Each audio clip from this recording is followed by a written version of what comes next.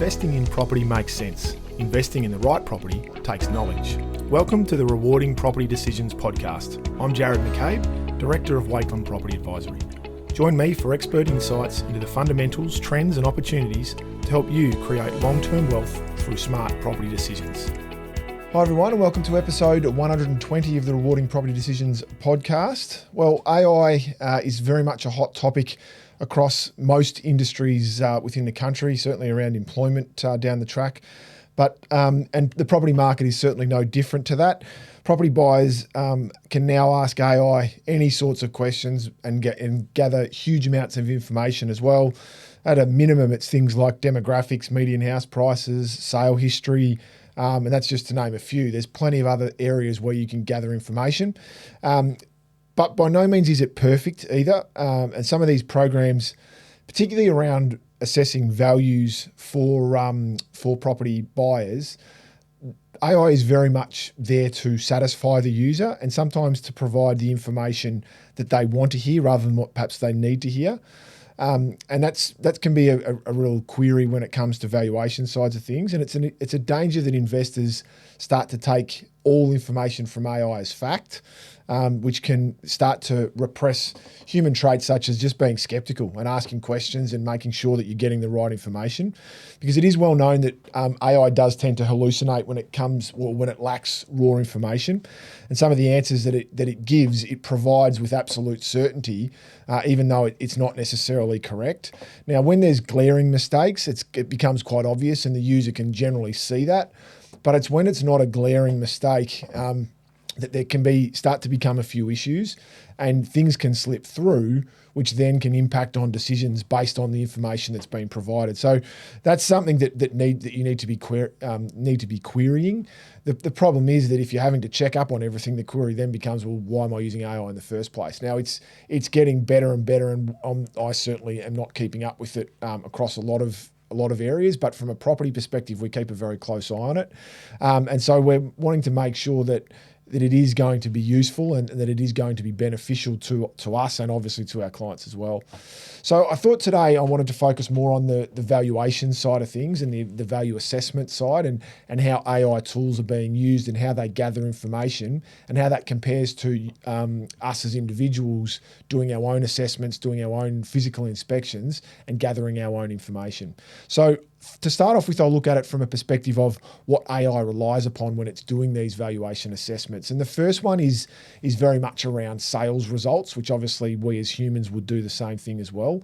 The difficulty is that it's only as good as with all of us as the information that's being provided to us or to it, and it doesn't necessarily have the ability yet to determine what's a mistake and what's not. Whereas a human can look at something and assess it. So for instance, if the incorrect number, so it should be a $1,100,000 purchase and it's been put in as a $2 million or a $3 million, well, you can look at that and say, I know that house is not worth that. There's a mistake there. I'm going to put that to one side. Or it could be that there's been a number left out. So instead of being $1 million purchase, it's a $100,000 purchase. Okay, that's not right. We can, but AI doesn't necessarily have the ability to do that, particularly with a lot of the free valuation tools that are readily available. And so that can give the incorrect information, which then leads to an incorrect valuation assessment. So that's something that really needs to be considered. The other one is being able to look at information and determine whether or not a transaction is actually a market transaction. And what I mean by that is many of the sales that we look at across our databases, particularly when you take into account the value of general sales, include everything. And so that's things like, say, a family sale where parents may sell a property to a child that they've owned for a period of time, and there's a family discount because of certain circumstances, but that isn't necessarily considered. Or it could be perhaps a divorce and there's a buyout of one party to another, but the value on the property is at a lower level because other parts of the settlement have been taken into account, whether that's around superannuation or other cash reserves that may have been allocated to the other partner, and therefore the discount on the property is applied. So it's not necessarily reflective of what market value is.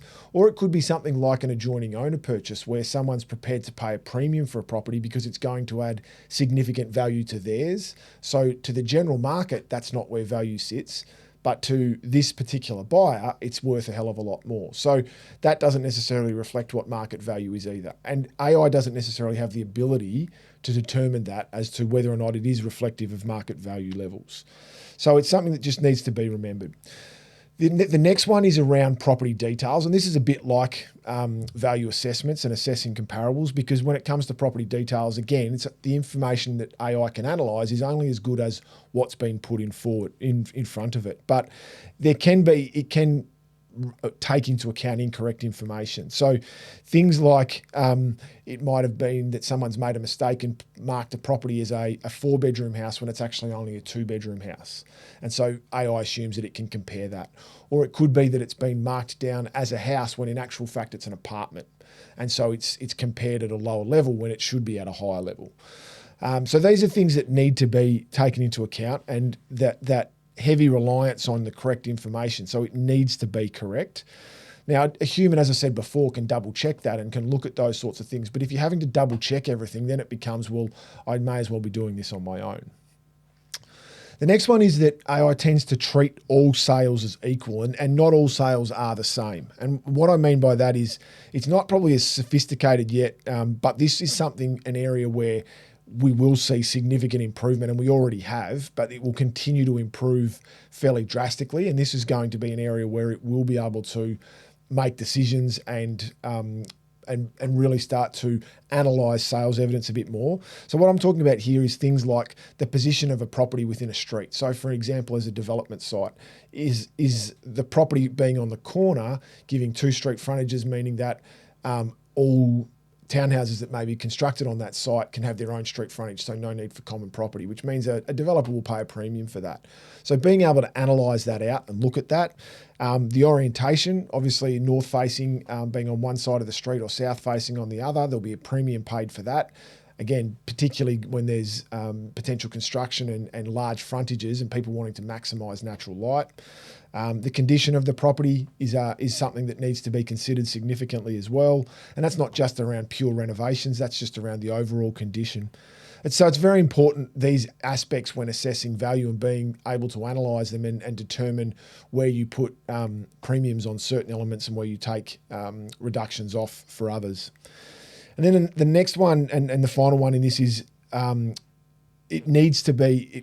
AI needs on-market transactions to be able to analyse. So if a property, as an example, has never sold or hasn't sold for sort of 25, 30 plus years, its last transaction may have occurred prior to the internet playing a big role in real estate sales. So whereby properties used to be advertised obviously in print. So there's not a lot of information about that property online, and therefore analysing it and gathering information is quite difficult because there's not much there. So that combined with, say, off-market sales, where there hasn't been a reasonable amount of information provided, makes it difficult for AI to make those assessments, where in comparison, if you walk through that property, you can look at it and see then how it compares to others. So being able to physically inspect and analyse things out that way is of great advantage in that regard too. Now, we'll move on. The second part is that I wanted to look at from this AI assessment side of things is how what human inspections gather, the information that they can gather that perhaps AI will miss. So the first one here is particularly looking at surrounding development, and I think that's a really important component to this. Being able to look at, for instance, the proximity of alternate uses surrounding the subject property, and how that might influence value. So things like being, how close are you to perhaps an industrial development or some form of commercial use that may impact on residential. So if you're very close to retail and there's restaurants, cafes, fish and chip shops, takeaway shops, that sort of thing, the smell that might come out of that could have an impact on value, or noise from industrial sides of things. Being near a train line and the proximity to that train line is something that you can pick up and determine whether or not that's going to. And it doesn't necessarily have to be directly opposite. It could just be a street or so away, but the noise from that train may be something that could impact, or the fly rails now that go around as well. So these are sorts of things. And another big one that we see in certain parts of Melbourne is the high voltage power lines. And they can certainly have a significant impact on people's perspective and really limit the demand levels, because some buyers just will not even consider them. The other one is not just necessarily surrounding development, but specifically adjoining uses. So perhaps an apartment block directly next to a house, which might have overlooking or overshadowing issues, or a derelict home nearby that might have people living in there that perhaps not as desirable, and you don't necessarily want that type of property as a neighbour, or vacant land as well. So the uncertainty around what might actually be constructed on that site, and whether or not that could cause issues and devalue the property. So these are all assessed or things that can be considered, and that a person looking would take into account that perhaps the AI valuation assessments may not look at. The next one is the quality of a renovation. Now, I know nearly every person that either listens or views this podcast will have looked at a property online and then gone and inspected it at some point and thought, that's not what I expected when I looked at this online. The photos don't give an accurate perspective of what this property actually looks like. And sometimes that can be as simple as a coat of paint and new carpet, but perhaps it's been done to cover things up.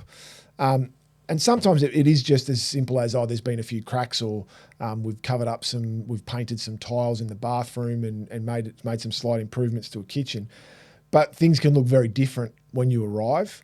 But sometimes it's not even that extreme in terms of the renovation versus unrenovated. Sometimes it is renovated, but how well has it been renovated? So is it a Bunnings kitchen that's been put in, or have they had some form of cabinet maker come out and make everything specific and particularly to that property that gives it that point of difference and makes it a really bespoke type offering, versus something that's a bit more generic. And so you don't necessarily get that with just viewing online. And what AI would look at, when you get there, you get the feeling that no, I can see how good a quality this is, or I can see perhaps how not the quality that this is.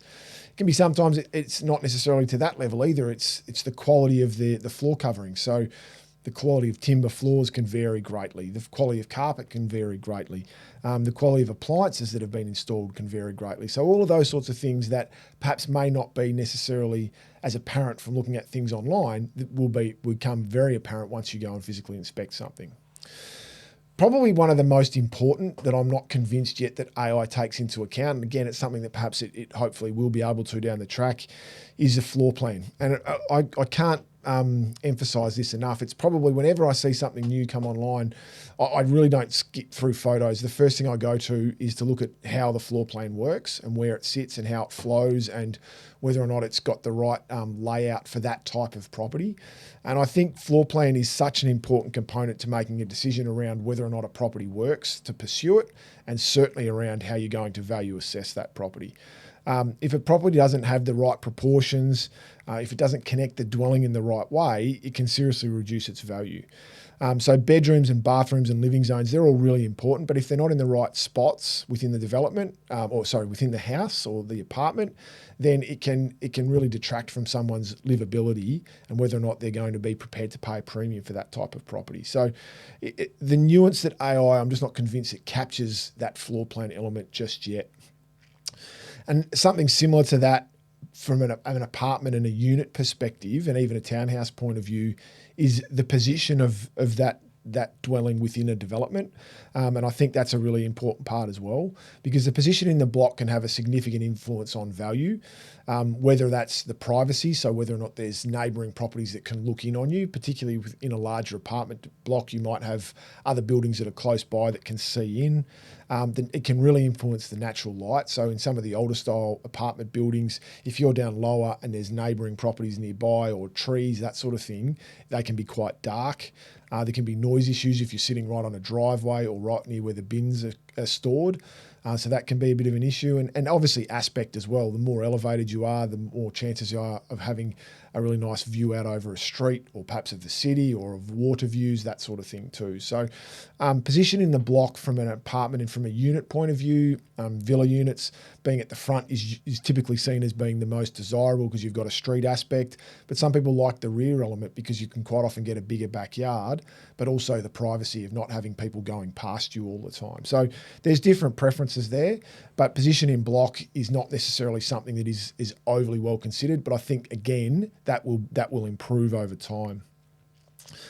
The structural integrity of a property is really really important. So the integrity of the improvements obviously factors significantly into value assessments, and a lot of, similar to what we said before, a lot of photos and things won't necessarily show the negative elements and the structural integrity. So you can walk into a property and notice that there's cracks in certain areas that certainly haven't been shown in photos, or you can walk in, particularly with period brick homes, and have a really strong smell of dampness or mustiness, which can sometimes be a clear sign of rising damp, that sort of thing. So that physical inspection and that building integrity can, and another one, that I've just thought of is around water coming off the downpipes and things. And again, particularly with older style properties, sometimes they're not connected to stormwater drains, and they are just dumped into the neighbouring property or into the property itself,